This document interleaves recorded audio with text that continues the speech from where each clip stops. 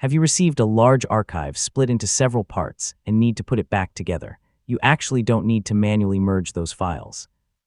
With 7-zip, you simply keep all the parts together and start the extraction from the first volume. In this guide, I'll show you exactly how it works. First, locate every part of the split archive. All parts need to be available before you begin.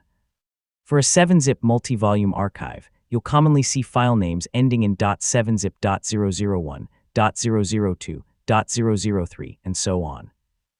Next, make sure all the parts are in the same folder. You don't need to combine them manually, rename them, or copy their contents into one file. Just keep the complete set together. Now identify the first volume, which normally ends in .001. This is the file you'll use to start the extraction.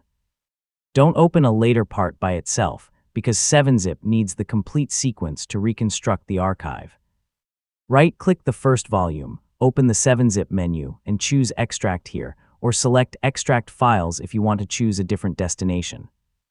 7-zip will automatically read the other volumes from the same folder. If you choose Extract Files, select the folder where you want the recovered files to go. You can use the Browse button to choose another drive or folder. Once the destination looks right, click OK.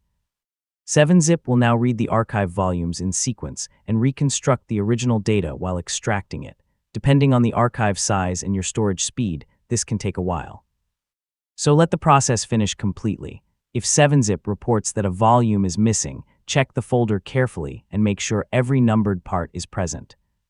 A missing or damaged volume can prevent the complete archive from being extracted correctly. Once extraction finishes, open the destination folder and check the recovered files. Open a few important files to make sure they work correctly. If everything opens normally, the archive has been successfully restored. One important thing to remember, there's usually nothing to merge manually. The split volumes are designed to work together, and 7-zip handles that process during extraction. And that's how to merge, or more accurately, reconstruct split archives with 7-zip.